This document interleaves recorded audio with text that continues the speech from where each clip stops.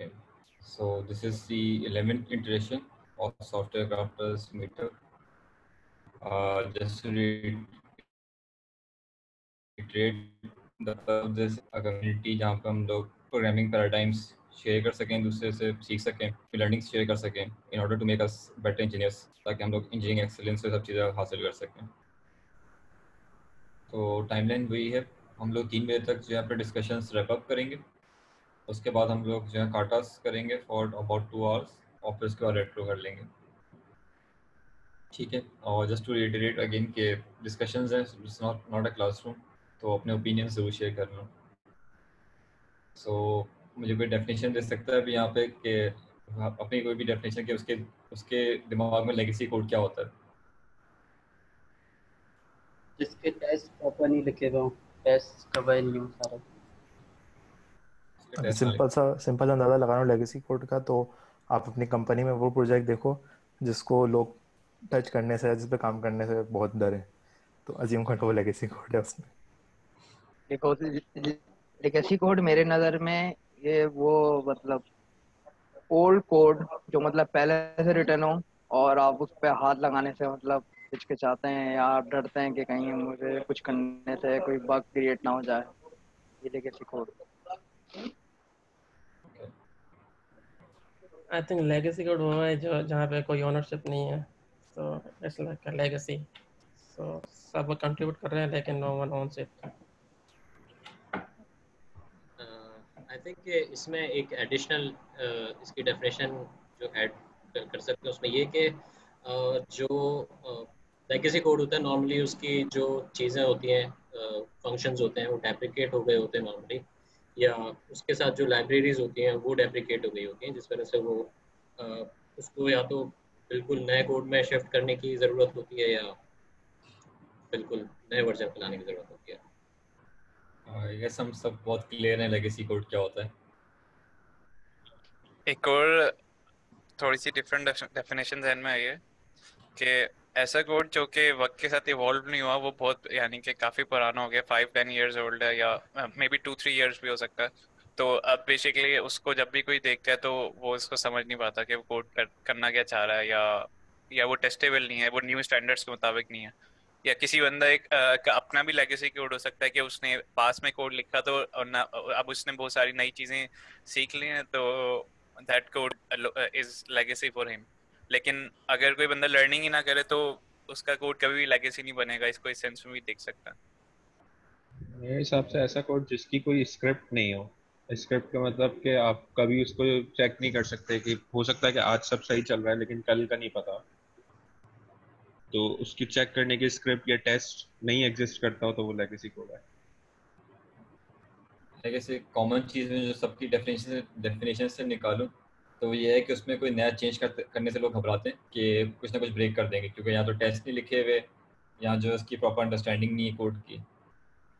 इसलिए सबके डेफिनेशन में कॉमन चीज़ थी. इज इट पॉसिबल कि हम आज भी लेगेसी कोड लिख रहे हो, मतलब कल का लिखा हुआ कोड या आज का लिखा हुआ कोड भी लेगेसी हो, या कोई एज होती है इतना पुराना होना चाहिए? भूल गया हो तो शायद लेगेसी हो जाता है, अगर कोई उसको कहे नहीं कि मैंने इस पर कभी काम किया है.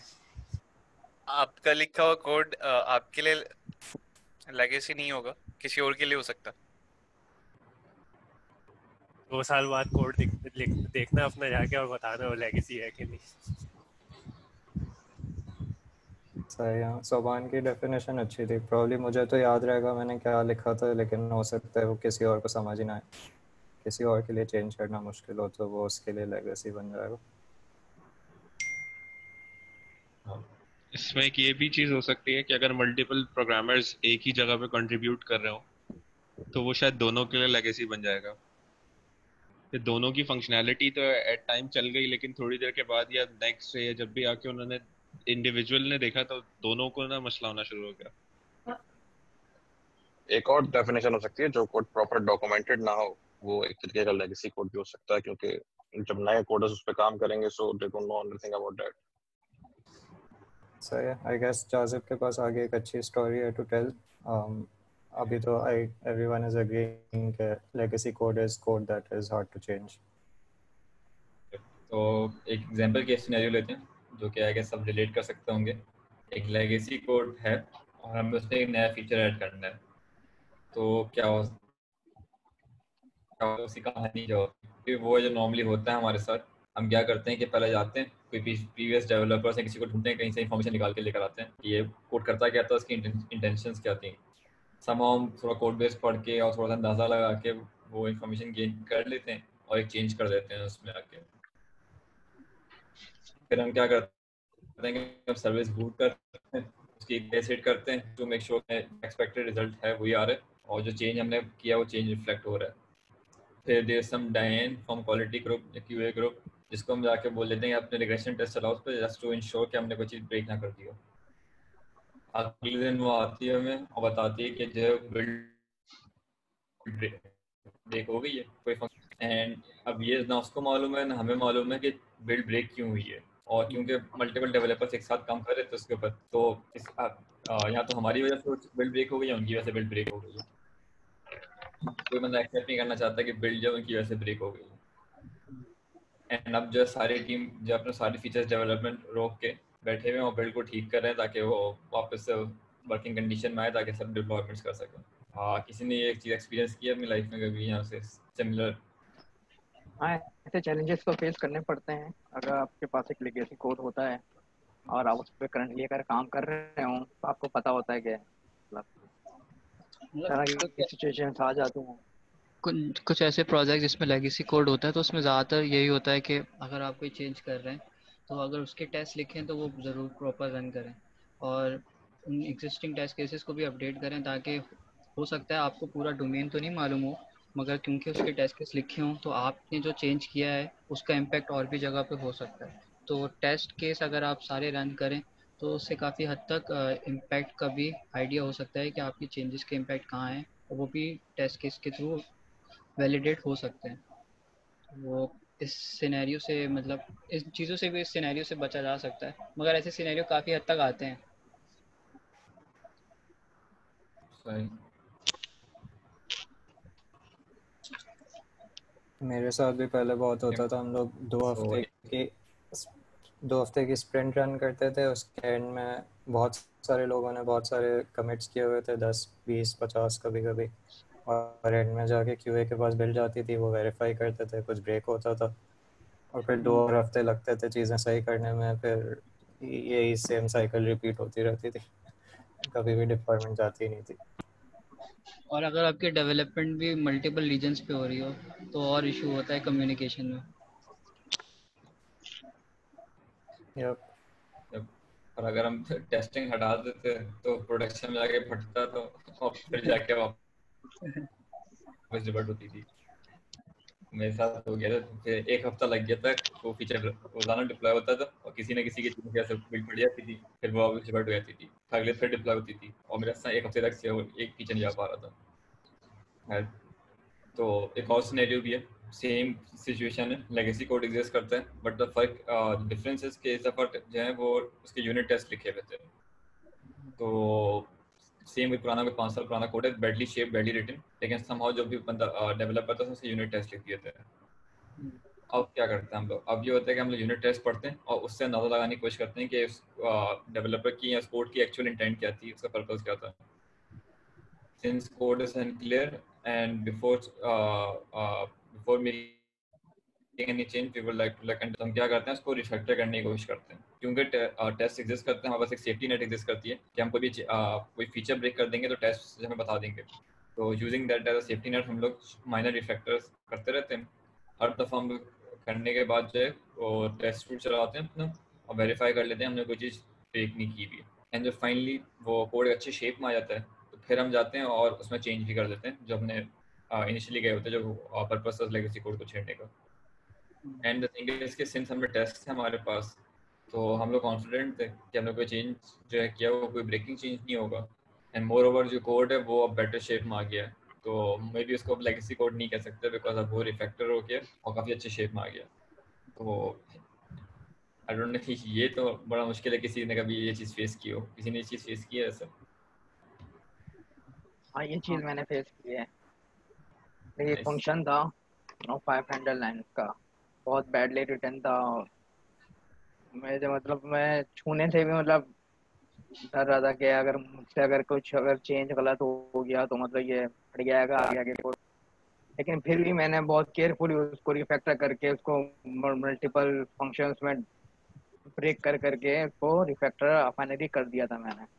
तो मैंने 500 लाइन्स को अप्रोक्सीमेट में 50 लाइन्स पढ़ ले आया था। ये मेरे लिए एक लर्निंग थी, मेरे लिए एक रिफैक्टरिंग के हवाले से।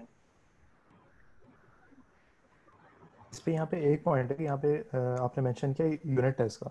अमूमन ये होता है कि जब हम चेंज कर रहे होते हैं तो हम चीज़ों को रिफैक्टर कर देते हैं और हम स्ट्रक्चर को भी चेंज कर देते हैं, जिससे आपका यूनिट टेस्ट ब्रेक हो सकता है एट कंपाइल टाइम। सो मतलब मैंने इसको इस तरह सॉल्व किया था कि मैंने इंटीग्रेशन टेस्ट पहले राइट किए थे एंड देन उसमें मैंने चेंजेस करी थी एंड देन मैं एक्टिवली चेक करता रहता था और मेरा हर एक टेस्ट एक पर्टिकुलर बिजनेस फ्लो को टेस्ट करता था एंड टू एंड। इस सेंस में यूनिट टेस्ट कंपेयर टू मुझे ज़्यादा सूटेबल नहीं लगे थे जब मुझे रिस्ट्रक्चरिंग करनी हो कोड बेस में। ये एंड टू एंड के लिए तो इंटीग्रेशन टेस्ट बेहतर ही रहता है हमेशा और इजीियर कंपेयर जब पूरा टेस्ट लिखना तो होता है यूनिट टेस्ट का। एक चीज़ ऐसे कोशिश करनी चाहिए कि यूनिट टेस्ट को भी ना हम लोग क्या करते हैं कि बहुत ज़्यादा इम्प्लीमेंटेशन डिटेल से बाइंड कर देते हैं कि हल्की सी कोई चीज़ चेंज होती है यूनिट टेस्ट जब मतलब वो अनकम्पाइलेबल हो जाता है। तो कोशिश करना चाहिए यूनिट टेस्ट को भी जैसे इंटीग्रेशन टेस्ट को हम लोग लिखने के उसकी जो है वो इतना स्ट्रक्चर से बाइंड नहीं हुआ होता। कल को मैं पूरा स्ट्रक्चर चेंज कर दूँ कोड का तो इंटीग्रेशन टेस्ट फिर भी पास हो रहा होता है अगर फंक्शनलिटी ब्रेक नहीं हुई होती। तो कोशिश करना चाहिए यूनिट टेस्ट भी हम उस तरह लिखें तो लीस्ट अफेक्ट हो रहे हो। सो जो पिछले दो केस सिनेरियो से उसमें एक चीज़ बहुत जो प्रोमिनेंट थी, एक हमें एक दिन बाद मिला था और इंस्टेंटली मिल रहा था। तो what do you prefer, feedback in second या feedback overnight? Like still feedback अगर हैंड टू हैंड मिल जाए तो ज़्यादा बेस्ट है क्योंकि फीडबैक अगर ओवरनाइट मिलेगा तो फिर डिले होगा। ओवरनाइट में ये चीज़ भी होती है कि आपको फीडबैक मिला फिर आपने बहुत सी चीज़ें डिस्कस करनी होती हैं। तो अगर हैंड टू हैंड मिले तो उसी वक्त डिस्कस भी हो जाता है और आप एक सोल्यूशन पे भी आ जाते हैं। यप, मैं भी यही प्रेफर करूँगा कि फीडबैक फ़ौरन मिल लो। कोड इवन इफ अगर कोड बुरे शेप में लेकिन अगर फीडबैक फ़ौरन मिल जाता है तो मैं अपने कोड को इम्प्रूव कर सकता हूँ। मतलब हम रिफैक्टर कर सकते हैं उस कोड को और अच्छा बना सकते हैं वर्सेस कि अगर एक अच्छा लिखा हुआ कोड है लेकिन मुझे उसका फीडबैक एक हफ्ते बाद मिल रहा है, एक दिन बाद मिल रहा है। I would prefer the shorter feedback loop कि मुझे फ़ौरन पता चले। और उसमें ये भी होता है कि अगर आप कोई इम्प्लीमेंटेशन कर रहे हो काफ़ी बड़ा फीचर है तो जब आपको फीडबैक मिलता है तो फिर आपको दोबारा से पूरा रीस्ट्रक्चर करना पड़ता है तो एफर्ट डबल हो जाती है आपकी। एक ना इसमें हमारा माइंडसेट ये है कि स्टार्ट में टेस्टिंग में हम बोलते नहीं टेस्टिंग में बहुत ज़्यादा टाइम लगेगा, लेकिन उसमें फीडबैक के अलावा हम डिबगिंग में भी इतना टाइम लगा देते हैं और हम हर दफ़ा 1 घंटा 1.5 घंटा बोल के कि यार एक छोटा सा बग था उसको फिक्स कर दिया, फिर 1 घंटा 1.5 घंटा लगा दिया। अगर उसको सबको एक्यूमुलेट करें तो वो टेस्टिंग से बहुत ज़्यादा टाइम होगा और हर दफ़ा हम ये करते भी हैं और हम इस बात पे जो है वो कभी एग्री भी नहीं करते कि नहीं टेस्टिंग स्टार्ट में जो है वो लिखने चाहिए यूनिट टेस्ट। सो एक लेगेसी कोड लिखना होता है कि जब हम एक लेगेसी कोड पे आते हैं टेस्ट करने के लिए तो इशू ये होता है कि कोड क्योंकि जो है वो इस तरह लिखा गया होता है कि उसके टेस्ट नहीं लिखे गए होते हैं तो इस सॉर्ट ऑफ अनटेस्टेबल कोड भी होता है। So when we change the code we should have test in place but to put test in place we often have to change the code. अब वो उस तरह की सिचुएशंस होती हैं कि फंक्शंस के अंदर ही ऑब्जेक्ट्स क्रिएट हो रहे होते हैं तो वो मॉक नहीं हो सकते होते या स्टैटिक फंक्शंस कॉल हो रहे होते हैं तो उनको हम लोग मतलब उन चीज़ों को मॉक नहीं कर सकते होते हैं, उन पर सेशंस नहीं लगा सकते होते, इट्स हार्ड टू टेस्ट। तो आज का टॉपिक ये है कि how to make that legacy code को हम वापस कैसे उस पर लेकर आएँ कि कैसे उसको टेस्टेबल बनाएं ताकि हम उसमें नए फीचर ऐड करना आसान हो सके। So how do we test the untestable? किसी ने चीज़ ऐसे एक्सपीरियंस किए कभी कि उसने किसी कोड को खासतौर पुराने कोड को टेस्ट करने की कोशिश करी हो और उसको अंदाज़ा हो रहा है कि उसके टेस्ट लिखे ही नहीं आ सकते और उसने आगे बता दिया भाई ये चीज़ कवर नहीं हो सकती? मतलब इसमें सिर्फ लेगेसी कोड से ताल्लुक नहीं होता, हम नया कोड भी लिख रहे होते हैं उस टाइम जिसके बाद में टेस्ट लिखने जाते हैं तो अंदाज़ा होता है कि इसका टेस्ट नहीं लिख सकते। मैंने एक बार .NET 1 की एप्लीकेशन पोर्ट करने का हमारा काम आया था, तो उसके लिए मुझे शायद आईडी और सारी चीज़ें सेटअप करने में 2 हफ्ते लग गए थे, और वो तब भी आधा चला था क्योंकि काफ़ी ब्राउज़र्स उसको सपोर्ट नहीं करते थे। तो उसके लिए लेगेसी इंटरनेट एक्सप्लोरर भी चाहिए था, और फिर जब मैंने कोड देखा तो उसमें भी काफ़ी ऐसी चीज़ें थी जो बिल्कुल समझ नहीं आ रही थी, उनके लिए कोई टेस्टिंग लिखी कैसे जा सकती है। ऐसे केसेस भी होते हैं कि हम जैसे कोड के अंदर नेटवर्क कॉल्स कर रहे हैं, for example credit card charge करने के लिए या गूगल से लोकेशंस मंगवाने के लिए, तो इन केसेस में फिर यूनिट टेस्ट लिखना मुश्किल हो जाता है क्योंकि आप एक्चुअल कार्ड चार्ज कर नहीं सकते या गूगल का कोटा कंज्यूम कर नहीं सकते, तो पहले हमें चीज़ें थोड़ी सी डीकपल करनी पड़ती हैं। सिस्टम करंट टाइम एंड मिलीज भी एक और एग्जांपल है जिसकी वजह से टेस्ट लिखना मुश्किल हो जाता है, पहले डीकपल करना पड़ता। आई थिंक इस सिस्टम करंट टाइम में एक्सप्लेन कर देते हैं। लास्ट टाइम इशू आया था हमारे प्रीवियस कार्टा में चैट बना रहे थे, तो उसमें ये था कि कितने सेकंड्स वो मैसेज आया था, तो वो हम लोग डेफिनेटली जो करंट टाइम से और उस टाइम के उससे डिफरेंस निकालते थे। उसको टेस्ट करना बड़ा मुश्किल था, बिकॉज करंट टाइम हमेशा जो उस जिस वक्त टेस्ट चल रहा है उस टाइम का टाइम लेकर आ जाएगा। तो देन रियलाइज कि हमें उसके somehow उसको वर्कअराउंड बनाना होगा। Breaking dependencies using a C. No भाई आप एक्सप्लेन करें। हाँ, तो हमें यूनिट टेस्ट लिखने से पहले कभी कभी ऐसा करना पड़ता है कि अपनी डिपेंडेंसीज को डीकपल करना पड़ता है, और उसको करने के लिए हमें कोड में या अपने डिज़ाइन में ऐसे पॉइंट्स निकालने पड़ते हैं जहाँ पे हम चीज़ें ब्रेक कर सकें। सीम, जैसे कपड़े के अंदर सीम होती है जहाँ से हम अनस्टिच करके कोई नया पार्ट उसके अंदर इंजेक्ट कर सकें। तो ये सीम की एनालॉजी है कि कोड के अंदर हम सीम्स ढूंढें, वहाँ से डीकपल करें और फिर अपना जो भी टेस्ट हार्डनेस है, टेस्ट फ्रेमवर्क है या मॉक्स डालना है, वो चीज़ें इंजेक्ट कर सकें कि टेस्ट लिखना पॉसिबल हो। एग्जांपल यही हो सकती है कि जैसे कि नेटवर्क कॉल हो रही है और मैंने HTTP क्लाइंट कोड के अंदर हार्ड कोड किया हुआ है, तो पहले मैं ये कर सकता हूँ कि उस HTTP क्लाइंट को इंजेक्ट कर लूँ अपनी क्लास के अंदर, कि फिर जब मैं टेस्ट लिख रहा हूँ तो मैं एक मॉक इंजेक्ट कर सकूँ HTTP क्लाइंट का। तो एक एग्जांपल ये है कि हम डिपेंडेंसी इंजेक्शन से, जैसे डिपेंडेंसी इंजेक्शन को एज ए सीम यूज़ कर सकते हैं, लेकिन अगर हो ही नहीं रही डिपेंडेंसी इंजेक्शन तो पहले हमें ये लेगेसी कोड डिलेमा आ जाएगा कि we'll have to change a little bit of code. Seam ढूंढनी पड़ेगी, उस सीम के अंदर थोड़ा सा चेंज करेंगे, फिर टेस्ट लिखेंगे। एग्जांपल आएगी अबाउट इट। एक गेम की क्लास है, ठीक है, और उसमें प्ले का फंक्शन है, और ये जो लाइन है न्यू रैंडम डॉट नेक्स्ट, ये 1 से लेकर 6 के दरमियान एक रैंडम नंबर लेकर आता है। अब थिंग इसके रन टाइम पे ये हर दफ़ा एक रैंडम नंबर लेकर आएगा, उसको हम लोग जो है, और ये टाइस का फंक्शन टेस्ट करना था तो मैं नहीं कर सकता उसको, बिकॉज मुझे नहीं पता जब टेस्ट चल रहा होगा उस टाइम पे कौन सा नंबर लेकर आता है। तो मैं क्या करता हूँ कि इसको एक्सट्रैक्ट कर लेता हूँ, एक रोल का फंक्शन निकालता हूँ उससे, और वो रोल का फंक्शन जो है वो रैंडम डॉट नेक्स्ट लेकर आता है, और वो एक ओवरराइडेबल फंक्शन है, ठीक है, वर्चुअल यूज़ किया हुआ है। अब मैं क्या करता हूँ कि एक टेस्टेबल गेम बनाता हूँ जिसमें मैंने उस गेम से इनहेरिट किया हुआ है, और इसमें जो मैंने रोल का फंक्शन था उसको मैंने एक हार्ड कोडेड वैल्यू दे दी है। तो अब मेरे लिए टेस्ट करना बहुत इजी होगा, क्योंकि मुझे पता है कि जब भी मैं इसको जो मैं डाइस की वैल्यू एक्सपेक्ट करना चाहता हूँ वही रिटर्न हो रही होगी, और फिर उसके हिसाब से मैं एक्सपेक्टेड बिहेवियर्स टेस्ट कर सकता हूँ। This is called using inheritance to decouple production code. ये चीज़ सेंस करती है? +1 पूछने दोबारा, +1 -1 I think testable game will be part of the test package. Yes, testable game जो है वो प्रोडक्शन कोड का पार्ट नहीं होगा, ये टेस्ट पैकेज के अंदर ही होगा। इस तरह की जो है वो बेशुमार टेक्निक्स एग्जिस्ट करती हैं, जो कि there's a book on it, working effectively with legacy code, Michael feathers, और उसमें बहुत सारी टेक्निक्स हैं किस तरह हम लोग लेगेसी कोड को मिनिमम चेंज के साथ टेस्टेबल बनाते हैं। द होल आइडिया है कि कोई नया फीचर या बग ऐड ना कर दें, और कोड इस सिचुएशन में, इस पोजीशन पर आ जाए कि उसके टेस्ट लिखना जो है पॉसिबल हो जाए। उसके बहुत सारी टेक्निक्स हैं, अभी हम लोग फिलहाल जो और मजीद इनको जो है इन पे नहीं जाएंगे। इसके अलावा होते हैं कैरेक्टराइजेशन टेस्ट, और नो भाई अपने करने से श्योर।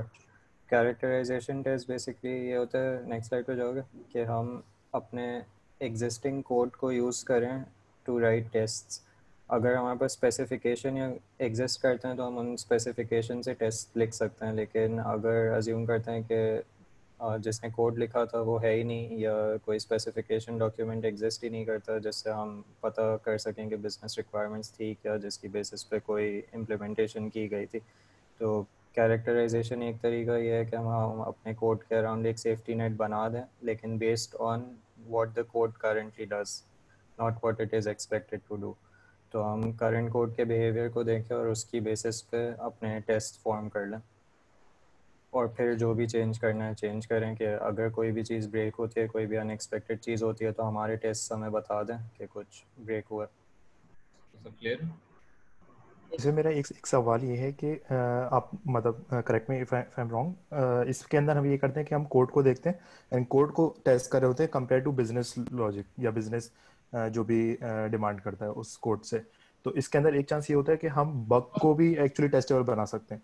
अगर उस कोड के अंदर ऑलरेडी बग हो तो हम उसको भी फिर हम आफ्टर रिफैक्टरिंग हम उसको भी इंश्योर करना शुरू कर देंगे कि वो बग प्रोपिगेट होगा न्यू रिफैक्टरिंग के अंदर। तो ये इशू हो सकता है इसमें। आई सी दैट। बहुत अच्छा पॉइंट है। कैरेक्टराइजेशन टेस्ट के अंदर ये बग भी कैप्चर हो जाएगा as a valid behaviour.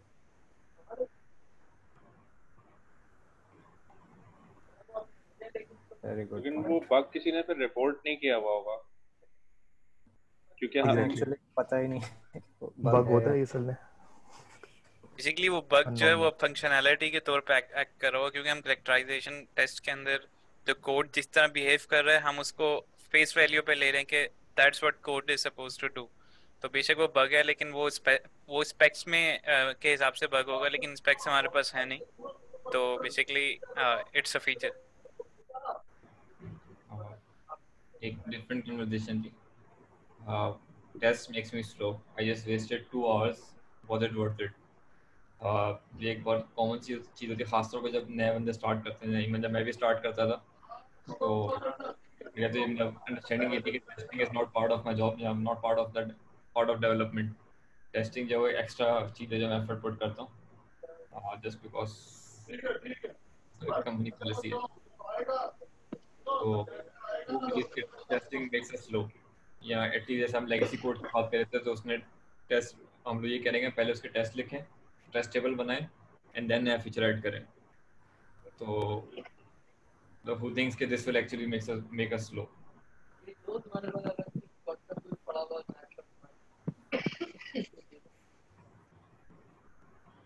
I think जैसे तो लेगेसी कोड की बात है तो उसमें आप टेस्ट लिखे बगैर उसका कुछ कर नहीं सकते, मतलब आप आगे डेवलपमेंट स्टार्ट नहीं कर सकते जब आपको बेसिक नहीं पता कि वो चल जा रहा है। बट अगर मैं जो टेस्ट नहीं लिखता हूँ धीरे से मैं just मतलब थोड़ा कॉन्टेक्स्ट बिल्ड करके फीचर चेंज कर देता हूँ, तो आई एम श्योर 15 मिनट में फीचर बना लूँगा। टेस्ट लिखने होते तो मुझे 2 घंटे लगते टेस्ट लिखने के लिए, और फिर 15 मिनट का फीचर बनता। तो डोंट यू थिंक ये टेस्ट मेक्स मी स्लो? तो कहता है लेकिन वो वन टाइम स्लो होता है, मतलब बाद में जो टाइम बग्स फिक्स करने में वेस्ट होगा वो टाइम तो बच जाएगा ना। दिस इज ट्रू कि स्टार्टिंग जब करते हैं हम लोग टेस्ट में, तो स्टार्टिंग में बहुत सारे घंटे जो है वो ज़ाया होते हैं, क्योंकि हम लोग टेस्ट लिख रहे होते हैं उस टाइम पे और कोई प्रोडक्टिव फ़ायदा नहीं हो रहा होता उसका। But along the line as फाइक सेज कि जो है जब वन टाइम एफर्ट होती है, लॉन्ग रन में जो है डेफिनेटली वो फ़ायदेमंद होना शुरू हो जाती है। तो 2-3 पॉइंट्स हमने बुक से ही निकाले थे कि बाद सेज की इवन तो 15 मिनट्स का फीचर था, बट हम लोग काफ़ी जगह पे टाइम सेव भी करते हैं। कहाँ पे? To debug if you made a mistake. तो अगर मैंने टेस्ट नहीं लिखा हुआ था तो टू मेक श्योर कि मैंने कोई मिस्टेक नहीं कर दी है, मैं शायद उस सर्विस को बूट करता और एपीआई सेट कर रहा होता एवरी टाइम जब मुझे शक होता। लेट्स से मेरी सर्विस लेगेसी कोड है, वो 5 मिनट लगाती है बूट होने में। That's a huge time. Just मैं बैठा रहता हूँ आइडली, मेरे सामने कंपाइल हो रही होती है एंड देन मैं कुछ एपीआई सेट करता हूँ। Second is to find an error. एक तो ये है कि एरर आ गया, मैं सॉल्व करना ढूंढना चाह रहा हूँ कि कहाँ पर आया है। दूसरा ये कि एरर एग्जिस्ट करता है कि नहीं करता। और तीसरी चीज़ ये है कि to nail down functional problems. तो ये वो जगह होती है जहाँ पे हम लोग लॉन्ग रन में, ऑफ कोर्स शॉर्ट टर्म में नहीं, शॉर्ट टर्म में ऑफ कोर्स बगैर टेस्ट लिखे कोड करना है सुपर फास्ट, और लॉन्ग रन में जो है हमें बहुत फायदेमंद होता है। आई थिंक लमक भाई चार्ट एक्सप्लेन कर सकते हैं राइट पे जो है। उससे पहले मैं कहना चाह रहा था कि we should not call it के टाइम ज़ाया होता है 1-2 घंटे, एक इन्वेस्टमेंट है ये जिसका बाद में रिजल्ट मिलता है। अच्छा, ये ग्राफ, इसके अंदर ग्रीन लाइन वो है, अज्यूम करते हैं ये हमारा करंट वे ऑफ वर्किंग है विदाउट टेस्ट। अगर if we are working without test तो हम यूजुअली एक्सपेक्ट ये करते हैं कि अगर हम टेस्ट लिखना शुरू कर देंगे तो हम ब्लू लाइन पे पहुंच जाएंगे, हमारी परफॉर्मेंस, हमारी डिलीवरी बेहतर हो जाएगी। लेकिन यूजुअली रियलिटी क्या होती है, और इसको सैटर्ड ग्राफ कहते हैं, ये रेड वाली लाइन जो है, कि अगर हम टेस्ट लिखना शुरू करेंगे तो yes there will be an initial slow down, जैसे फाइक ने कहा। लेकिन और होता ही है बहुत बार कि जब ये स्लो डाउन होता है वहाँ पे बहुत सारे लोग गिव अप करके छोड़ देते हैं कि मैं स्लो डाउन हो रहा हूँ, कोई फ़ायदा नहीं हो रहा। लेकिन अगर आप परसिस्ट करें, आप परसिवियर करें, तो फिर इवेंचुअली आपका एक ब्रेकिंग पॉइंट आ जाएगा जहाँ से फिर your delivery will actually improve. I am surprise के पीछे मैंने पूछा कि टेस्ट मेक्स मी स्लो तो कोई अग्री नहीं कर रहा था इस बात से। आई थॉट कि सब अग्री कर रहे होंगे।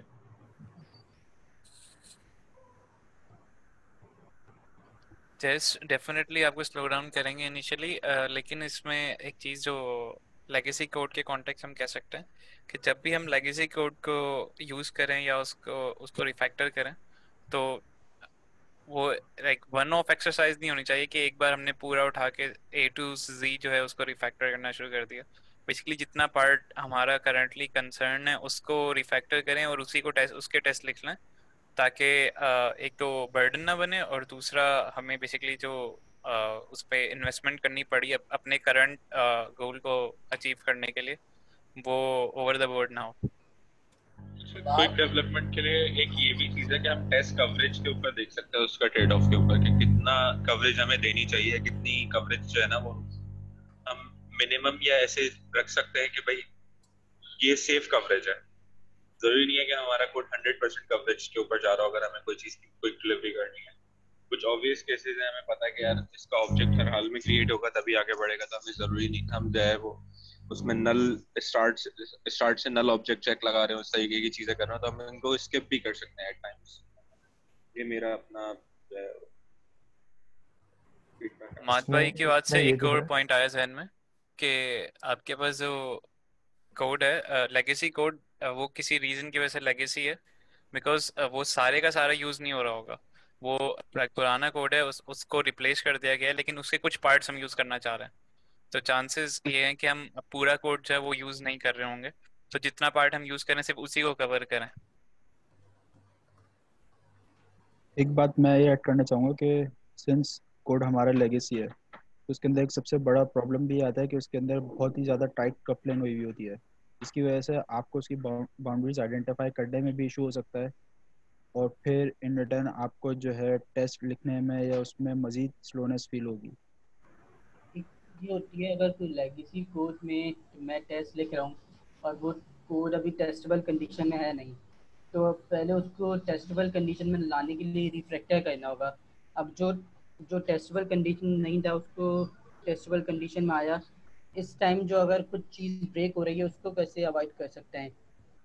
कोशिश करनी चाहिए कि एक तो सेफ रिफैक्टर्स यूज़ करें और मिनिमल चेंज करें।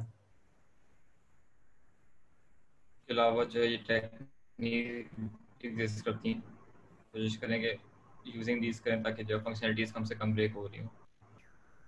बट इसमें ये पॉइंट है कि मिनिमल चेंज जरूरी नहीं है आइडियल चेंज हो। सो मिनिमल चेंज भी आपका on a longer run issue create कर सकता है और in a longer run legacy create कर सकता है, क्योंकि minimal change is a local optimization compare to global optimization in overall project. एक और अल्टरनेटिव फिर ये है कि आप पूरा एंड टू एंड टेस्ट लिख लें, या जैसे गोल्डन मास्टर टेस्ट कहते हैं।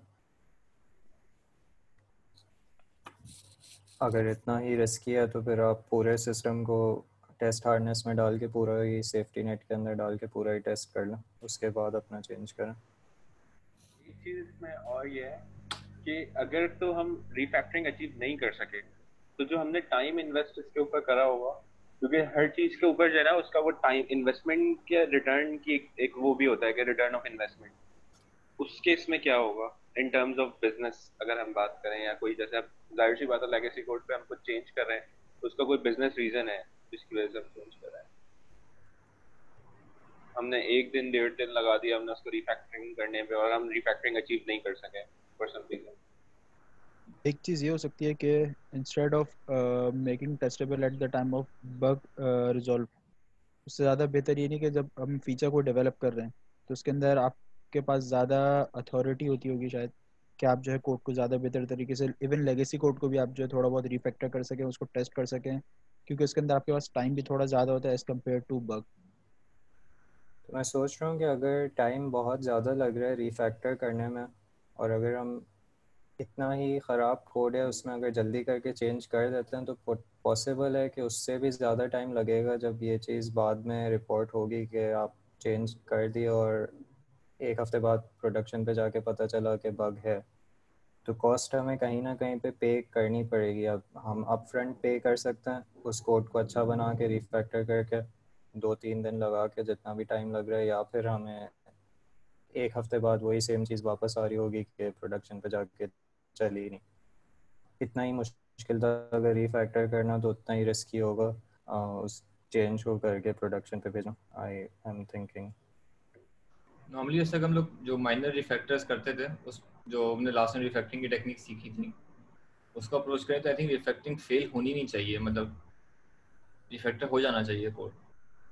वो फेल तभी होगा जब वो बॉबडा बिल्डर बनेंगे और सब कुछ ब्रेक करके एक साथ उसको फिक्स करने की कोशिश करेंगे, उसमें चांसेस है कि वो हम चीज़ें वापस जोड़ नहीं पाएंगे। तो आई गेस हम कार्टा पे मूव कर सकते हैं for the first time. I guess हम लोग टाइम से पहले कार्टा स्टार्ट कर जाएंगे।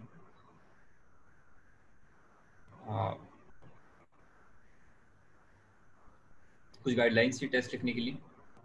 होना ही चाहिए कि नॉर्मली हम लोग क्या करते हैं, जो हमारी कॉमन प्रैक्टिस है कि हम लोग पहले टेस्ट का नाम लिख लेते हैं एंड देन उसके बाद चीज़ें डालना शुरू करते हैं। एक बेस्ट प्रैक्टिस है या एक प्रैक्टिस है कि आप उल्ट उसको रिवर्स स्टार्ट करें। पहले आप असर्शंस लिख लें जो कि आपने उस टेस्ट के अंदर उसको असर्ट करानी है, फिर जो है उसके लिए जो टेस्टिंग का कोड है वो लिखें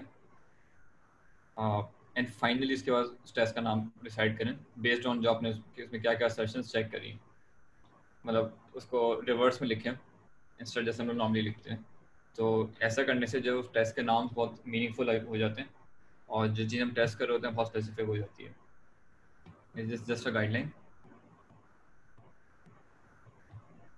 अभी हम लोग ये करेंगे कि 3 बंदों के ग्रुप्स जो हैं वो उसमें डिवाइड होंगे एज टीम्स और ब्रेकआउट रूम्स में चले जाएंगे एंड एट 5:50 हम लोग वापस आएंगे। ब्रेकआउट रूम से हम लोग जो एक लेगेसी कोड का काटा है तो वो हम सॉल्व करने की कोशिश करेंगे एंड 5:50 को आके अपनी लर्निंग शेयर कर रहे होंगे। पेयर प्रोग्रामिंग जहाँ भाई। यप। तो अब हम काटा करेंगे इन पेयर्स या इन मॉब्स ग्रुप्स, और होगा ये कि एक बंदा ड्राइवर होगा, एक बंदा नेविगेटर होगा। एक्चुअली मल्टीपल लोग नेविगेटर्स होंगे, और driver will be the person with the keyboard in hand जो कि एक्चुअल कोड कर रहा होगा, और नेविगेटर्स उसको बता रहे होंगे कि क्या करना है। तो ये बहुत इंपॉर्टेंट है कि नेविगेटर्स बता रहे हो और ड्राइवर सिर्फ जो चीज़ बताई जा रही है वो कर रहा हो। तो नेविगेटर्स इंटेंट बता रहे होंगे करना क्या है और डायरेक्शन किस डायरेक्शन में जाना है, और ड्राइवर कोड कर रहा होगा, और फिर इस रोल को स्विच करते रहेंगे। तो जो नेविगेटर्स होंगे वो ड्राइवर एक के बाद एक ड्राइवर बन रहे होंगे। नॉर्मली जो एक स्टॉप वॉच यूज़ कर ली जाए तो दैट्स इजियर, बिकॉज कोड करते हुए आप जो ट्रैक ऑफ टाइम रखना मुश्किल हो जाता है। ठीक है। वन क्वेश्चन हियर इस कॉन्सेप्ट के अंदर, because this my first time, conflict को किस तरह रिजॉल्व किया जा सकता है? मतलब क्या, क्योंकि कॉन्फ्लिक्ट आ सकते हैं, ज़रूरी नहीं है अगर मैं सुन रहा हूँ तो मेरे पास भी एक कोई थॉट प्रोसेस होगा, मेरे पास भी कोई पॉइंट हो सकता है। तो उसको किस तरह रिजॉल्व किया जा सकता है? या सिर्फ मेरा जॉब ये है कि मुझे सिर्फ कोड करना है और दूसरे की सुननी? Very good question. एक तरीका ये है कि अगर आप ड्राइव कर रहे हैं और आपको कोई आइडिया आता है तो आप कह सकते हैं कि मेरे पास कोई आइडिया आ रहा है, let me navigate, someone else take the keyboard. एक तरीका ये है, दूसरा जाज़िब सजेस्ट ये करते हैं कि सब लोग कीबोर्ड छोड़ दें और हैव अ डिस्कशन कि आप आगे कैसे बढ़ना चाहिए। अगर उसमें भी कोई एग्रीमेंट नहीं आती तो फिर एक्सपेरिमेंट। और आज हमारा गैदर होने का पर्पस भी है कि हम एक्सपेरिमेंट कर सकें। This is in production code के कोई टाइमलाइन है या डेडलाइन है, तो अगर different people have different ideas तो ट्राई देम आउट और एंड में फिर रेट्रो करके देखते हैं कि what work what didn't work. वैसे प्रोडक्शन पे भी अगर इस तरह की डिसएग्रीमेंट होती है तो एक्सपेरिमेंट कर सकते हैं कि सही अग्री नहीं कर पा रहे, let's try it out your way, try करके देख लेते हैं। छोटे छोटे कमिट्स करने चाहिए कि रिवर्ट भी कर सकें फिर, और फिर किसी और तरीके से भी ट्राई करके देख सकते हैं। तो इसकी रीडमी पे जाएंगे आप तो यहाँ पे इसके बिजनेस रूल्स लिखे हुए हैं, स्पेसिफिकेशंस लिखे हुए हैं कि और इस सुपरमार्केट में कुछ डील्स रन होती हैं और कैसे रन होती है ये बिजनेस रूल्स यहाँ पे लिखे हुए हैं। इनमें से कुछ बिजनेस रूल्स के सिर्फ एक बिजनेस रूल एक्चुअली 10% डिस्काउंट का टेस्ट केस ऐड हुआ है, तो अगर हमें सिमिलरली और टेस्ट केसेस ऐड करने हो तो हम कर सकते हैं। ऑब्जेक्टिव ये है कि यहाँ पे एक न्यू फीचर रिक्वेस्ट है, हमें एक और टाइप ऑफ डिस्काउंट ऐड करना है, एक और टाइप ऑफ डील ऐड करनी है, और ये लेगेसी कोड है, सिर्फ एक ही टेस्ट एग्जिस्ट करता है, तो we have to figure out a way कि हम ये वाला फीचर सेफली ऐड कर सकें।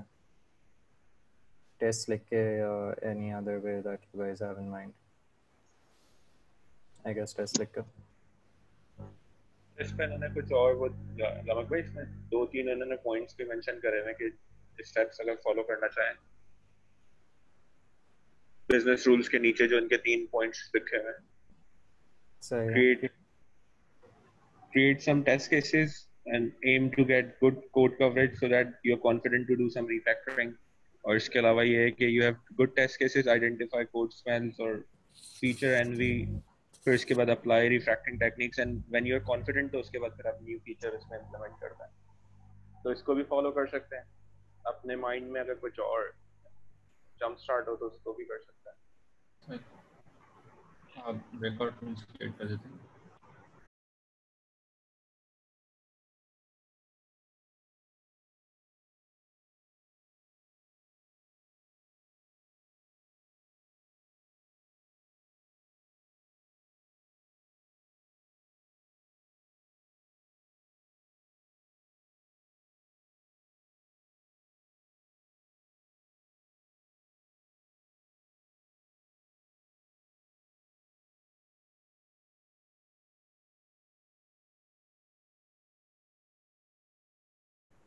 तो हमने पहले क्या किया कि जो हमारे पास एग्जांपल्स टेस्ट केस दिए हुए थे कि जो हमारे पास डिस्काउंट्स कैसे अप्लाई हो रहे हैं, पहले हमने उनके टेस्ट केस लिख लिए सारे। तो तकरीबन ये सारे, और एंड में हमने एक एक्स्ट्रा टेस्ट केस बनाया था जो मल्टीपल डिस्काउंट्स एक साथ अप्लाई करेगा। तो जैसे चेरी, टमाटोस है और राइस है, इन दोनों पे अलग अलग डिस्काउंट्स अप्लाई हो रहे हैं। एक 2-4 अमाउंट, 1% डिस्काउंट है, उसके हिसाब से हमने वैल्यूज़ कैलकुलेट की थी और अजर्ट कर दिया था। उसके बाद हमने अलग अलग जो प्राइस थी और जो टोटल प्राइस और इंडिविजुअल प्राइस पे अजर्ट लगाया था, तो वो सही चल गया। उसके बाद इशू ये आया था कि जब हम डिस्काउंट्स हर आइटम का डिस्काउंट निकाल रहे थे, तो जो हमने ये जो आइटम्स ऐड किए थे इस ऑर्डर में, ये ऑर्डर मेंटेन नहीं हो रहा था। तो अगर जब हम ये चेरी टमाटोज पहले फिर राइस है, तो जब हम डिस्काउंट्स कैलकुलेट कर रहे थे गेट ज़ीरो का, तो हमारे पास क्या आ रहा था, कभी राइस का डिस्काउंट आ रहा था या फिर कभी चेरी टमाटोज का डिस्काउंट आ रहा था। तो इस वजह से हमारा टेस्ट फेल कर रहा था। तो हमने इसको भी कमेंट कर दिया, तो इसको उसको बाद में चेक करना था हमें। उसके बाद हमने जो न्यू फीचर है उसका टेस्ट हमने पहले लिखा। उसमें हमने क्या किया कि जो हमारे पास बंडल्ड ऑफ़र था, जो सिंपल ऑफ़र है, हमने सिंपल ऑफ़र की एक सब टाइप बनाई बंडल्ड ऑफ़र, और उसमें हमने क्या किया कि हम लिस्ट ऑफ प्रोडक्ट्स ऐड करते हैं, और जो उस प्रोडक्ट की जो उस लिस्ट ऑफ प्रोडक्ट का पहला जो प्रोडक्ट होगा वो हमारी की बन जाएगी, जो रिप्रेजेंट करेगा पूरा बंडल को। तो उस हिसाब से हमने हैंडल ऑफ़र में गए, और फिर हमने हैंडल ऑफ़र में क्या किया कि अगर ऑफर टाइप हमारी बंडल डिस्काउंट है जो हमने इनम बनाया था, तो हम ये गेट डिस्काउंट का भी हमने एक्सट्रैक्ट किया था मेथड। तो उसमें क्या होगा कि अभी हमने क्या किया कि इसमें सिर्फ 2 प्रोडक्ट्स जो उनका ही रखा, अगर 3 है तो उन पर नहीं चलेगा। तो 2 हैं तो पहला तो हमें जो की थी वो मिल गई, दूसरा हमें अदर प्रोडक्ट है जो लिस्ट में जो नेक्स्ट प्रोडक्ट होगा उस पर हमने किया। उसके बाद हम क्या कहते हैं कि जो डिस्काउंट प्राइस है तो वो कैलकुलेट ऐसे हो रही है कि हम कैटलॉग में जो करंट प्रोडक्ट है और जो उसके साथ जो दूसरा बंडल में प्रोडक्ट है उन दोनों की ऐड करते हैं और उनका 10% निकालते हैं और एक डिस्काउंट का ऑब्जेक्ट बनाते हैं। उसमें हम माइनस करके जो हमें डिस्काउंट का ऑब्जेक्ट बतानी होती है कितनी प्राइस अफेक्ट हो रही है, तो हम वो रिटर्न कर देते हैं जो हमारे रिसिप्ट में ऐड हो जाएगा। तो और फिर यहाँ पे हम रिसिप्ट से हम गेट टोटल प्राइस करके हम जो 0.9 है जो उसकी टूथब्रश की और टूथपेस्ट की भी वो असर्ट कर देते हैं। इतना ही।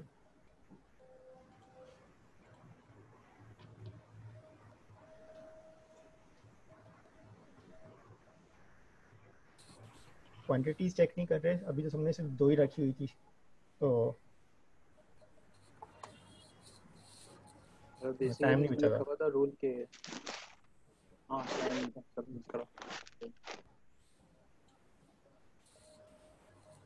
कोई लर्निंग्स शेयर करनी है? आकाश, अली? तो जो हमने पहले हमने टेस्ट बनाना स्टार्ट किया था जो न्यू फीचर का, तो उससे काफ़ी आइडिया हो गया था कि कैसे हमें स्ट्रक्चर करना चाहिए, कैसे फीचर ऐड करना चाहिए। तो टेस्ट पहले बनाने का ये फायदा था।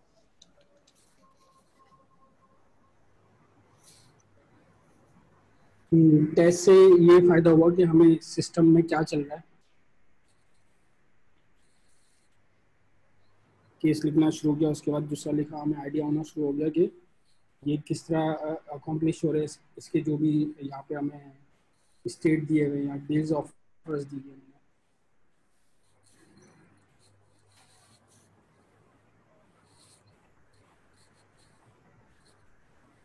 यप, मैं भी सेकंड करूँगा नाकाश के कमेंट को कि जब हमने बंडल डिस्काउंट का टेस्ट लिखना शुरू किया तो हमें ज़्यादा टेस्ट इटसेल्फ गाइड कर रहा था कि हमें इम्प्लीमेंटेशन में कहाँ पे और क्या चेंज करना, कि हम एक ओवरलोड एक सब क्लास बना रहे थे फिर स्पेशल ऑफ़र की, और अभी हमने डिस्काउंट का मेथड अलग रखा है, प्रॉब्ली उसे अब डिस्काउंट को मूव कर देता वहीं पर बंडल्ड ऑफ़र के अंदर और सिमिलरली बाकी सबको भी ब्रेक कर सकता था। तो मज़ा आया वैसे, अच्छा काटा था, और रिफैक्टरिंग का थोड़ा सा टाइम की ज़रूरत थी। मेहदी?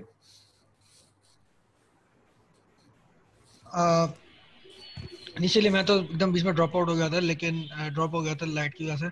लेकिन हाँ, थोड़ा बहुत वाकई नहीं, एक ऐसा कोड था जिसके ऊपर जो है वो जब हम लोग अपने उसमें थे, मैं और अहमद भाई और अदनान भाई, तो हम लोग यही देख रहे थे कि एकदम फंसे हुए थे कि करना क्या। हम लोग को क्लू नहीं मिल पा रहा था। बट ये अच्छा तरीका था, अगर हम टेस्ट लिखना शुरू कर देते तो शायद कुछ ना कुछ मिल जाती।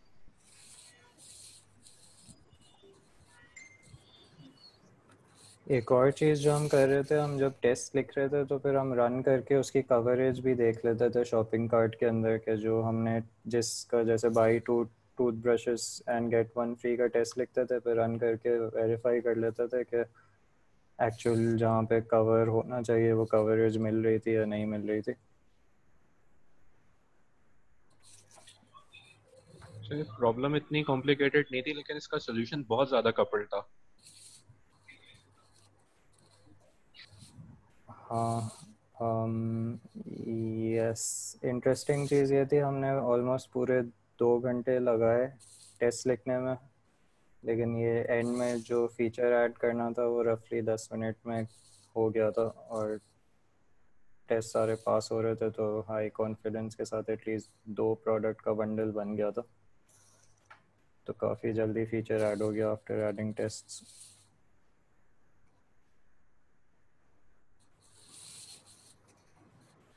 और क्रेडिट टू नाकाश के उसने एंड में जल्दी से फिगर आउट कर लिया गया। स्प्राउट मेथड बना दिया हमने एक जगह।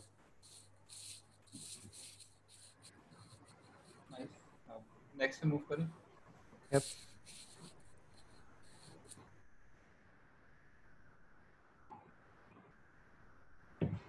मैं करूं शेयर?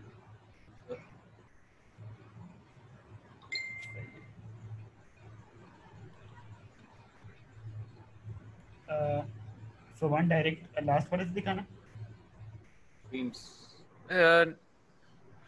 वो दिखा दो, मेरे ख्याल से कमिट्स दिखा दो। हमने इतना ज़्यादा कोई इम्पोर्टेंट काम नहीं किया, ऐसे बहुत ज़्यादा बड़ी कमिट्स नहीं है तो इजीली समझ आ जाएगा। बेसिकली हमारा हमने वो हमने जो था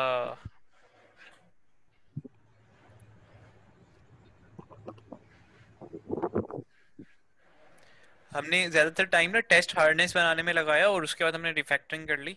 तो मेन जो काम करना था वो नहीं हमने किया, फीचर ऐड नहीं किया, लेकिन कोड हमने काफ़ी अच्छा कर लिया। तो अब इजीली वो फीचर ऐड करना जो है ना, सिंपली एक न्यू क्लास बनानी और फीचर ऐड हो जाएगा।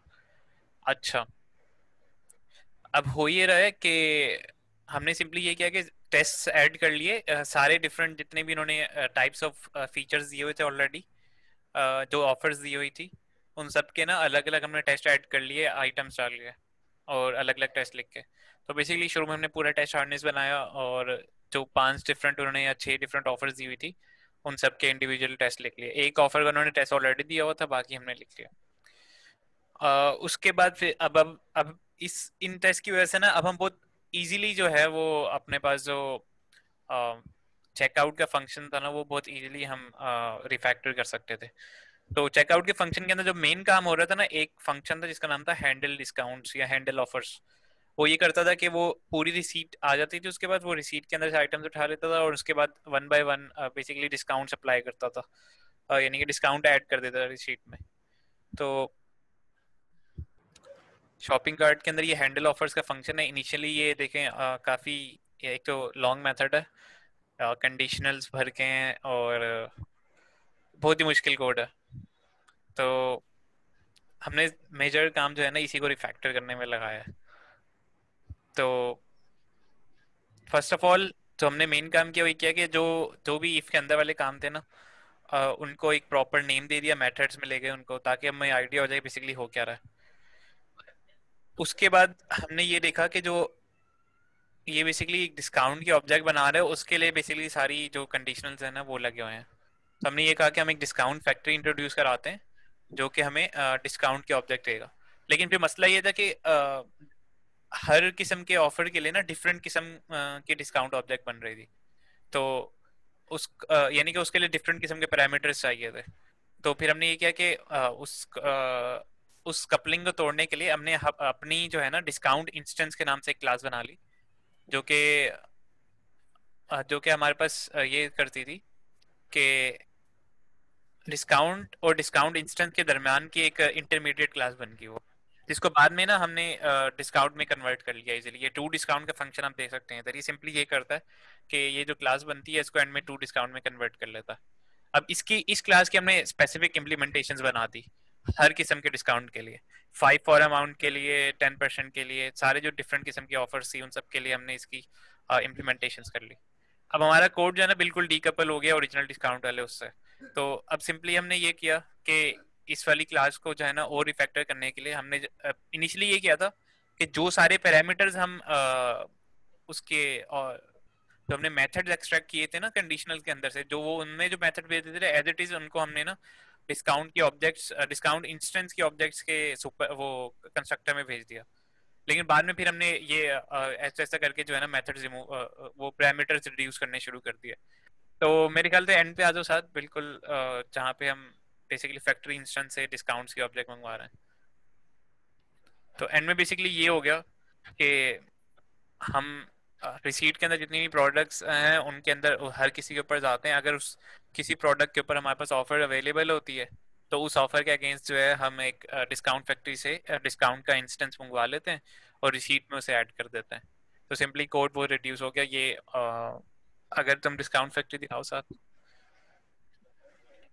डिस्काउंट फैक्ट्री के अंदर जो है ये हमने सिंपली जो भी आइटम्स थे वो डिस्काउंट के जो आइटम्स बनाने थे वो हमने बनाए। उसको बनाने के लिए हमने बेसिकली अंदर पहले इंटरमीडिएट रिप्रेजेंटेशन डिस्काउंट इंस्टेंस की क्लास बनाई है, और डिस्काउंट इंस्टेंस की क्लास को जो है हम एंड में जो है ना टू डिस्काउंट कॉल करा के कन्वर्ट कर लेते हैं डिस्काउंट के अंदर, और ये रिटर्न हो जाता है।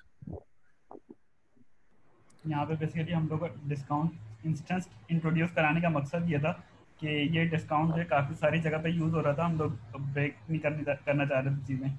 इवन तो हम लोगों ने शॉपिंग कार्ट से डिस्काउंट को जो चेंज कर दिया डिस्काउंट इंस्टेंस में, मतलब वहाँ की रिप्रेजेंटेशन चेंज कर दी, लेकिन ये इन सारी जगह पे और भी डिस्टेंस रखा हुआ था। तो हम लोगों ने इतना कुछ एक साथ एक ही दफ़ा में रिफैक्टर करने के बजाय हम लोगों ने ये कर दिया कि ये डिस्काउंट इंस्टेंस का अलग से बना दिया था। अब इवेंचुअली अगर और इस पर टाइम लगाए तो ये इवेंचुअली जो ये पूरी क्लास है ना वो हो जाएगी, ख़त्म हो जाएगी, क्योंकि ये भी बेसिकली वही भी चीज़ रिप्रेजेंट करी जो डिस्काउंट कर रहा है। लेकिन इसकी हमने स्पेसिफिक इम्प्लीमेंटेशंस अभी बनाई हुई है current. That's it I guess. अब वो जो नया हमारे पास ऑफर है उसको ऐड करना सिंपली ऐसा है कि हम एक डिस्काउंट्स के अंदर एक न्यू क्लास इंप्लीमेंट कर लेंगे। कर दो।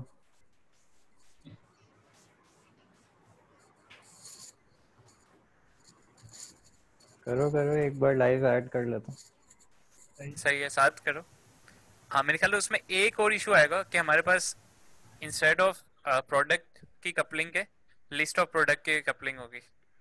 क्या करते हैं, क्या है क्या वो बंडल ऑफर है।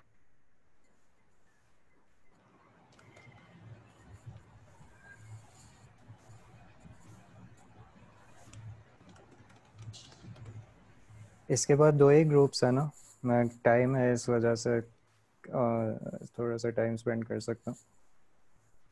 आई गेस 2 ही होंगे। कौन कौन है? एक हम लोग हैं और एक और है।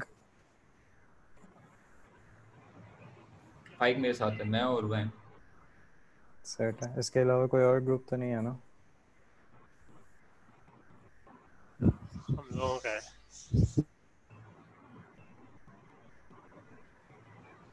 इसे पेयर बंडल कह दो, पेयर बंडल कह दो उसे। नहीं इस पूरी क्लास को बेसिकली 2 आइटम्स का बंडल है ना, तो उसको उस हिसाब से पेयर बंडल कह रहा हूँ। इसमें एक पेयर ही फिर पास करते हैं प्रोडक्ट्स का। आई गेस टेस्ट पहले लिखना पड़ेगा।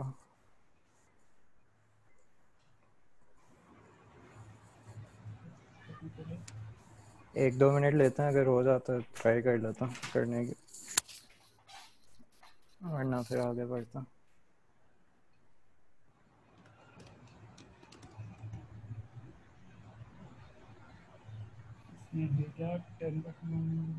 एक टूथपेस्ट है और एक टूथब्रश है। टूथपेस्ट 0.99 है, टूथब्रश 1.79 है। टूथपेस्ट और टूथब्रश है। स्पेशल ऑफर इसकी कोई टाइप होगी, पेयर बंडल टूथपेस्ट जाएगा और पेयर जाएगा किसका, टूथपेस्ट का और टूथपेस्ट का।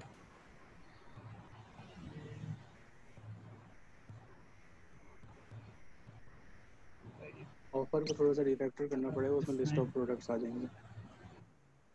हाँ मल्टीपल प्रोडक्ट्स का इशू आएगा अभी। या फिर एक्सटेंड करोगे जिस तरह नमक भाई लोगों ने किया, 2 तरीके। इसमें आर्गुमेंट 10%। 10 हाँ 10। शॉपिंग कार्ट बनेगा। शॉपिंग कार्ट के अंदर लेट्स से एक ऐड कर दो अभी। एक ऐड कर दो।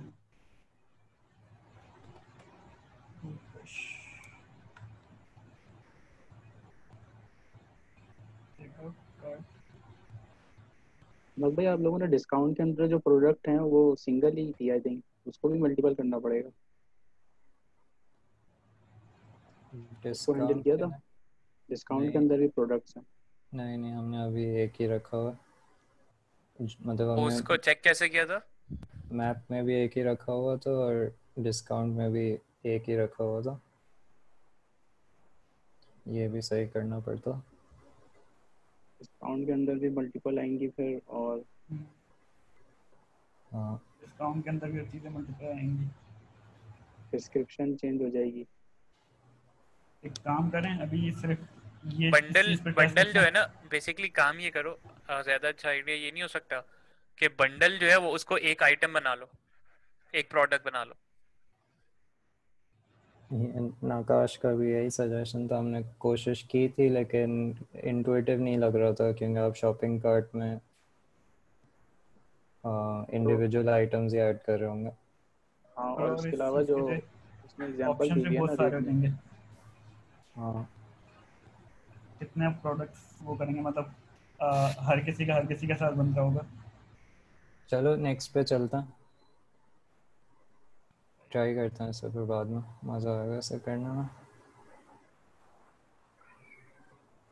नेक्स्ट हम चले जाते हैं। Yep. हमजा शेयर करो या आप करो शेयर। मैं करूं? I guess this part ही है, I guess. Okay. तो हमने भी पहला स्टेप ये किया कि पहले सबके जो है वो टेस्ट लिख लिए जो सारे केसेस एग्जिस्ट करने चाहिए थे, ठीक है। वंस वो हो गया तो फिर हम लोग ने सेफ्टी नेट आ गया कि फिर हमने करना कि हम कुछ रिफैक्टर कर सकते थे। हम लोग पूरा जो बंडल वाला पार्ट नहीं कर सके, हम रिफैक्टर में रुक गए थे। तो हम लोगों ने फिर ये किया कि हमें इसको तोड़ना चाहते किस तरह तोड़ें, तो हम लोगों ने सारे जो इफ एल्स थे उनको फंक्शन में ब्रेक कर दिया था पहले। तो फंक्शन में उन्होंने ब्रेक किया तो मैं अंदाज़ा हुआ कि बहुत सारे जो पैरामीटर्स थे वो थे रिडंडेंट से, जो बार बार रिपीट हुए थे। जैसे एक्स की वैल्यू थी वो हर जगह रिपीट हो रही थी और हर जगह में स्पेसिफिक वैल्यू थी। मतलब लेट्स से के कैलकुलेट फॉर 3 में एक्स की वैल्यू 3 आनी थी और सिर्फ यहाँ पे यूज़ होनी थी, और 5 में जो है उसकी वैल्यू 5 होनी थी और सिर्फ यहाँ और यहाँ पे यूज़ होनी थी। तो हमने फंक्शंस के हमने बिफोर की रिफैक्टिंग करें, हमने कहा कि सारी जो वो है रिपीटेड चीज़ें उनको हम लोग फंक्शन के अंदर मूव कर जाएं। तो इस चीज़ हम लोग क्वान्टिटी एसेंट के अंदर मूव कर गए थे और सिंप्लीफिकेशन के बाद हम लोग यहाँ तक पहुँच गए थे। इसके बाद हमें जो डेफिनेटली वो कोई बेहतर डिज़ाइन पैटर्न लगाना था, तो इससे आगे हम लोग नहीं जा पाए थे फिलहाल। ये टोटल होता है। कोई और चीज़ ऐड करनी है हमसे? कुछ चीज़ें हमने चेंज करनी थी, वो ये कि जैसे यहाँ पे बहुत रिडंडेंट डिस्काउंट जो है वो रिपीट हो रहा है, और इसकी वजह से जो है एक प्रॉब्लम और भी आ रही थी कि हमने एक जो बिला वजह का एक वो जा रहा था, पैरामीटर जा रहा था डिस्काउंट का, जिसका काम से और सिर्फ रिटर्न होकर वापस आ रहा था। वो चेंज करना था लेकिन टाइम कंस्ट्रेंट की वजह से वो कर नहीं सके। एक चीज़ और ये करने का हम सोच रहे थे कि जितने भी डिस्काउंट के टाइप्स हैं, ऑफर टाइप्स के ऊपर की बेसिस पे हम हर डिस्काउंट की एक अलग क्लास बना दें जो कि ड्राइव हो रही होगी सारे एक बेस डिस्काउंट से, और हर किसी की अपनी एक स्पेसिफिक इम्प्लीमेंटेशन होगी अमाउंट कैलकुलेट करने की। उससे हमारे बार बार जो है जो डिस्काउंट का ऑब्जेक्ट क्रिएट होता है ये फिर एक टाइम ही होता खाली, और कोड काफ़ी हद तक जो है वो लेगेसी से हटके जो है बहुत ही स्ट्रीमलाइन हो जाता।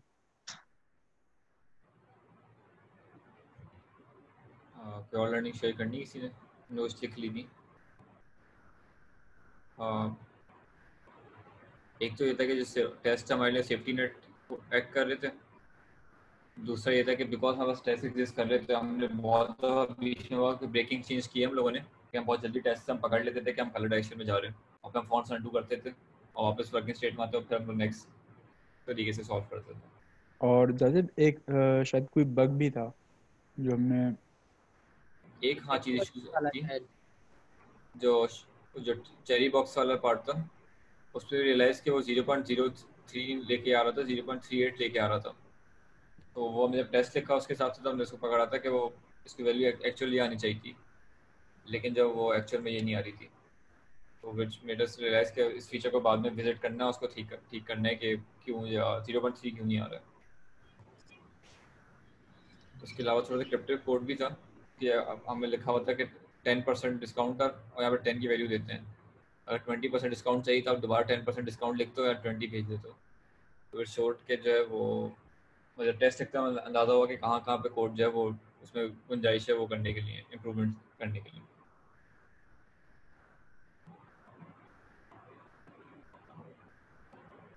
ये वैसे अच्छा पॉइंट था, हम भी सोच रहे थे 20% डिस्काउंट की टाइप क्यों नहीं है, तो फिर हमने 10% को ही रीनेम कर दिया था, परसेंट डिस्काउंट 10 हटा दिया था उसमें से।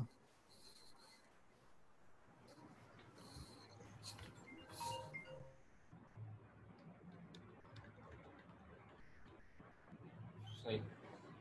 नेक्स्ट या किसी ने मेरी टीम से कोई और शेयर करना है?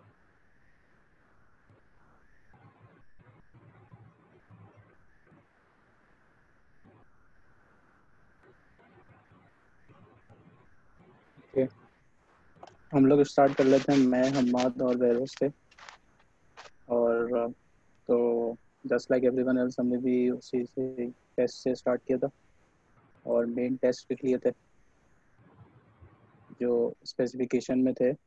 वो सारे केसेस कवर किए शुरू में, जिसकी वजह से हमारे पास शॉपिंग कार्ट में हमारे पास मेथड था, उसमें कवरेज स्टार्ट हो गई थी पूरी होना। देन वी मूव टू इसको रिफैक्टरिंग में थोड़ी सी मूव कर गए थे फिर हम लोग। इसमें एक चीज़ हमने रियलाइज़ की थी कि 5 फॉर अमाउंट और 2 फॉर अमाउंट में जो हैंडल हो रहा था डिस्काउंट वो सिमिलर था, तो एक मेथड बना लिया था handle discount for x for amount, और उसके अंदर जो है एक्स भिजवा दिया था। जो भी एक्स बेसिकली फिर हमने रियलाइज़ किया कि डिस्काउंटेड आइटम फैक्टर है, जिसकी वजह से जो है डिस्काउंट ऐड हो रहा है और those for that bundle for that particular product. तो उसको फिर हमने रिफैक्टर करके एक सिंगल फंक्शन बना लिया था। एंड देन फिर उसके बाद हम लोगों ने ये करना था कि फिर हम ये सोच रहे थे इस पर रिफैक्टरिंग करें। देन वी रियलाइज के टाइम जो है काफ़ी कम बाकी है, तो then we move to bundled offer. And bundled offer का फीचर हमने काफ़ी डिफरेंट पॉसिबिलिटीज़ एक्सप्लोर कर रहे थे कि where can we add bundled offers feature. So उसमें हमारे पास जो है टेलर की क्लास में फिर हम लोगों ने ये किया कि बंडल और उसका इंटीजर का एक मैप ऐड किया। Integer basically was the discount. तो अभी हमने कंसिडर और एक ये कह सकते हैं कि अज्यूम ये किया कि अगर 10% डिस्काउंट है तो हमारे पास एक ऐड बंडल ऑफर का आएगा और एक फंक्शन होगा जो कॉल होगा जिसमें हमारे पास परसेंटेज डिस्काउंट आ जाएगा और बंडल आ जाएगा। बंडल जो है बेसिकली हमारे पास प्रोडक्ट क्वांटिटी के साथ एक लिस्ट है, तो एक बंडल बना रहे थे हम प्रोडक्ट और क्वांटिटी का, तो उसकी एक कंबाइंड लिस्ट थी। एंड उसके बाद फिर हम लोगों ने एक फंक्शन ऐड किया हैंडल बंडल और नीचे हैंडल ऑफर्स, दोनों सेपरेट कर दिए। और हैंडल बंडल्स में भी हम यही फिगर आउट कर रहे थे कि how can we handle bundle offers. तो इसका भी टेस्ट नहीं लिखा हुआ, we should have added test first and then proceeded toward adding this feature, but लेकिन हमने जिस तरह फ्लो चल रहा था उसके हिसाब से रिफैक्टरिंग स्टार्ट की एंड देन फाइनली हम इसकी तरफ डायरेक्ट फीचर इम्प्लीमेंटेशन की तरफ चले गए थे। यस, हम्माद का आई थिंक फर्स्ट टाइम था, तो हम्माद कोई लर्निंग्स वगैरह शेयर करनी है?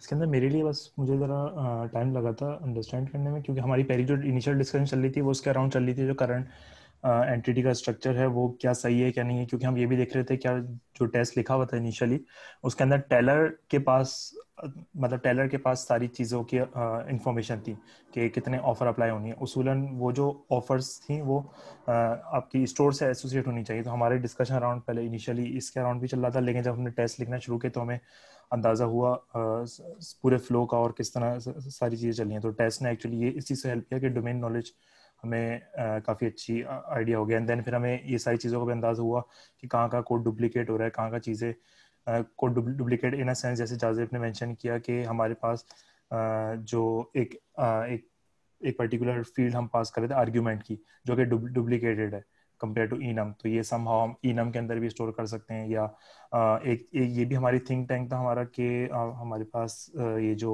इसकी क्लास थी, किधर चली गई ये, just give me a minute, yes, handle offer class. इसके अंदर ये जो इफ एल्स और इफ एल्स के चेक लगे हैं, इसको हम डेलीकेट कर सकते हैं enum के साथ भी, कि इस तरह करके कि offer type .process, so that process actually is an implementation of that particular special offer। तो हमारा actually initial thought process के अराउंड घूमा था, फिर हम टेस्ट की तरफ गए, एंड देन फिर हमने refactoring and implementation of the feature. So that's why हमें थोड़ा टाइम लगा चीज़ों को ऑर्गेनाइज करने में और चीज़ों को समझने में। एक छोटा सा हम लोग कंसिडर कर रहे थे कि ओरिजिनल जो क्लासेस हैं उनको चेंज करें, लेकिन फिर हमारे पास ये आ रहा था जहन में कि सॉलिड प्रिंसिपल्स को वायलेट करना स्टार्ट ना हो जाए हम लोग। ये क्लासेस को हम लोग जो है वो उसके अंदर, अगर यहाँ पे प्रोडक्ट, तो हम सोच रहे थे इसको लिस्ट ऑफ प्रोडक्ट कर दें, एंड देन जो हमारे पास टेस्ट हैं उसके अंदर अगर एक प्रोडक्ट पे डिस्काउंट है तो उसको एक ही लिस्ट में एक चीज़ ऐड हुई होगी सिंगल। लेकिन फिर बेरोज ने पॉइंट आउट किया कि सॉलिड प्रिंसिपल्स वायलेट होंगे, हम लोग एक्सटेंड नहीं कर रहे हैं, मॉडिफिकेशन स्टार्ट कर दिया हमने जो ऑलरेडी इम्प्लीमेंटेड कोड है उसमें। तो एक ये भी पॉइंट आया था। एक चीज़ और थी, डिस्काउंट के अंदर प्रोडक्ट होना कुछ अजीब भी लग रहा था, प्रोडक्ट के अंदर डिस्काउंट होना चाहिए था। और एक्चुअली मसला यही आया था कि डिस्काउंट इतनी जगह कपल हुआ था कि हम उसमें परेशान हो रहे थे कि बंडल ऑफर का जो डिस्काउंट है उसको हैंडल कहाँ से करवाएंगे। तो हमारी एंड की जो पूरी डिस्कशन थी तो इसी पे चल रही थी कि बंडल ऑफर को हम ये तो आइडेंटिफाई कर लेंगे होनी कहाँ पे है, लेकिन उसके बाद फिर ऑफर में उसको एग्जाम्प्ट कराएं और ऐड कहाँ पे होगा डिस्काउंट, उस पर हमारा पूरा टाइम बाद में लगा है। तो आपने एक चीज कही थी कि आप सॉलिड का basically open close principle violate होगा अगर हम अपनी क्लासेस को चेंज करेंगे, इंस्टेड ऑफ वो उनको एक्सटेंड करें या बेसिकली इनहेरिट करके चेंज करें। तो आइडिया ये है कि हम जब भी रिफैक्टरिंग करते हैं तो हम यानी कि ओरिजिनल कोड को ही चेंज कर रहे होते हैं, क्योंकि आइडिया ये है कि हमारे पास ऑलरेडी लेगेसी कोड है, सही है। तो लेगेसी कोड तो ओपन क्लोज को सामने रख के लिखा ही नहीं गया, तो it's not open for extension and close for modification, बल्कि इसको रिवर्स ही है मेरे ख्याल से ये। तो हमें ऐसा करना है कोड को रिफैक्टर करके कि वो फिर ओ को यानी कि ओपन और क्लोज प्रिंसिपल को फॉलो करने लग जाए, या मैं बिल्कुल ही रिवर्स में सोच रहा हूँ इस प्रिंसिपल का, यानी कि आप लोग कमेंट कर सकते हैं।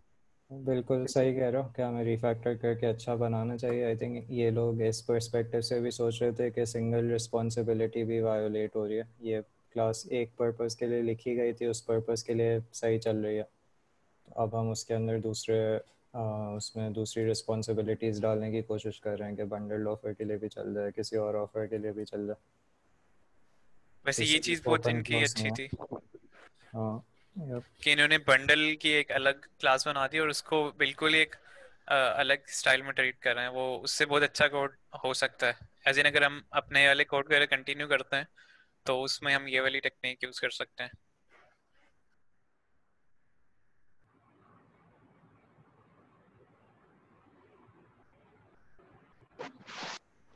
आर्ग्यूमेंट को रीनेम नहीं किया, पहला काम हमने ये किया था, आर्ग्यूमेंट को रीनेम किया था।